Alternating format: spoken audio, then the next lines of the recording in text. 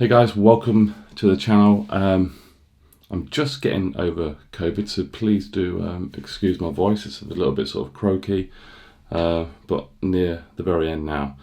Now, the Mix Fold 2. I uploaded a video 5 days ago, so this is 5 days with the Mix Fold 2. The majority of it haven't been very well, so I haven't used a couple of days. I wasn't really using it that much. But I just want to show you, or tell you how I got on with it over those 5 days anyway. A lot of people were asking the question about, obviously, the notifications, and this is exactly the same experience as I had with the 12S Ultra. You do have to go into settings, you do have to go into apps, manage apps, and let's pick an app, which I haven't set it on just yet. Outlook. MIUI battery saver, turn that off, go back, and then turn auto start on. This will improve the notifications within the apps, but as before, there are still the occasional notification that you might miss or you will miss. So it definitely matters which phone. If it's got MIUI software, and this is only a Chinese ROM as well, then you can add issues. But there are these sort of workarounds that do work sort of 95% of the time anyway. Now, I did put a tweet out the other day, because this is the third folding phone I've had. I've had the Fold 3, the Vivo X Fold, and now this. And the majority of these 5 days, I've been using the phone like this. I haven't even folded it open. I've been using it with the case that you get provided with it, just in case I did want to open it out and use this, but I haven't really needed to. So the only reason that's on really now at the back, I suppose, is for protection, to protect it. So in the tweet, I also said that I think that folding phones are maybe just not for me. I appreciate them; they are tremendous devices. The technology is definitely there, and Xiaomi have absolutely smashed it out of the park with the form factor, the build quality, how thin the screens are as well. It's really good. Some people don't like the fact that there's no flex mode. So the flex mode was like that, but on here you have to. There you go. So now that's in flex mode position, but in terms of software, no real sort of flex mode support, which a lot of people do seem to really like. Let's turn that down. So we're just watching a YouTube video here. We can even fold it back a little bit more if we want to. That's the experience we get, like that. If we go full screen, then we get that. If we spin it around that way, that's what you're going to get that way. Then back that way is like that, back onto there.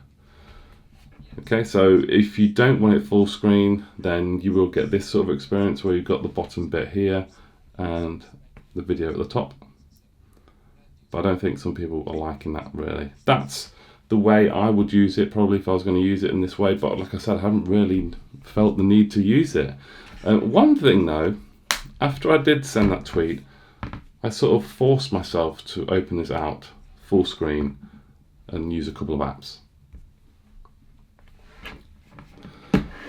One app which is quite cool is Binance, the crypto app and stuff. So you get obviously a bigger sort of view and stuff, which I thought was pretty cool. But other than that, really, guys, not really used it to its full potential. The large screen. So yeah, don't know. I really don't use it to its full potential. Obviously, you can chuck out apps on there, multi-screen, whatever apps, a few apps open at once. So we've got one there. What else can we have opened up? So I have TikTok. Oh. But then when you stretch it like that to a certain size, you can see it's going to fill the whole screen. So if you pull that back a little bit. But yeah, I don't really see the need. You can scroll at the same time as well. Look, that's pretty cool. But Yeah, I don't know. Obviously it's amazing that you can do these sort of things, but really not for me, to be fair. And just swipe them away, you should be able to. Oh, that one. Again, they still sort of stay open down the top left hand corner. I don't know where the other one is. There we go, it's like sort of floating windows, really. So in terms of the multitasking stuff, it is pretty cool. Again, not something that I really use. I know a lot of people would take more advantage of it than I actually do. But yeah, the main thing, obviously, people really dislike that it hasn't got flex mode. But opened up like that, I think it's 8.05 inch, I believe. It's nearly like a square, sort of more of a rectangle that way. Yeah, so plenty of display there for you guys.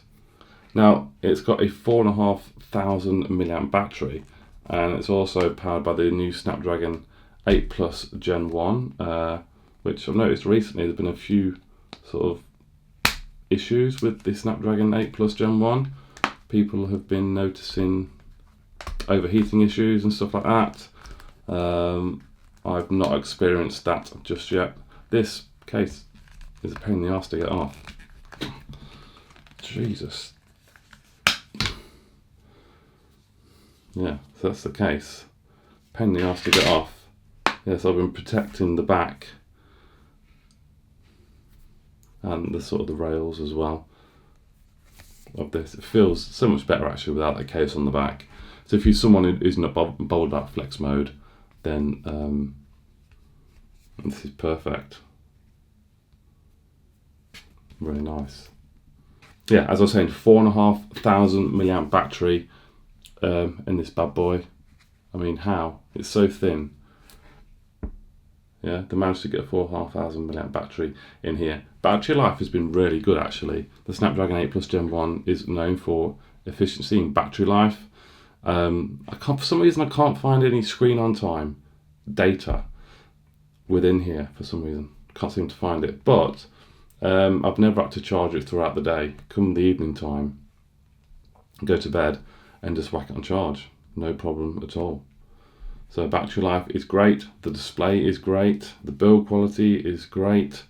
I just use it like a normal conventional phone. So the technology is wasted on me personally. The speakers are great as well. And obviously the cameras I've played with a little bit. I haven't had much time to do that, but I think a device like this is, you're buying it purely for the folding technology for the first part. That's the main part. I don't know what ranking you want how good the camera to be, but I've seen some videos online compared with the Fold 4 and maybe like the Fold 3, and in terms of quality, the quality is great. I'd love to see a 10 times optical on here though, instead of the 2 times optical, to be fair. But in terms of the picture quality on this is absolutely fine. Video quality is absolutely fine as well. It's just obviously the software, isn't it? The notifications might be a little bit annoying for some people. I did have an update on the first day when I got it, but I haven't had another update since. Oh, here we go, a new update. So there is one available now. Overall, optimization, system ability, usability, and image quality optimization as well. I'll download that. But again, I'll be using it in the UK. It's a Chinese phone, Chinese software. I've had 5G signal, no problem. Sort of speeds and stuff are absolutely fine. Performance is great as well. Phone calls, I've been using phone calls absolutely fine. It's just fine, it's all working. So if you're thinking about buying this and you're in the UK, or maybe even in another country, obviously I'm in the UK testing it, it's working. It is working. Not perfect because of the notifications and that, but if you're not bothered about flex mode and stuff like that, then yeah, it's perfect. It's a wonderful little device. Just wish I made more use of this, you know? Yeah.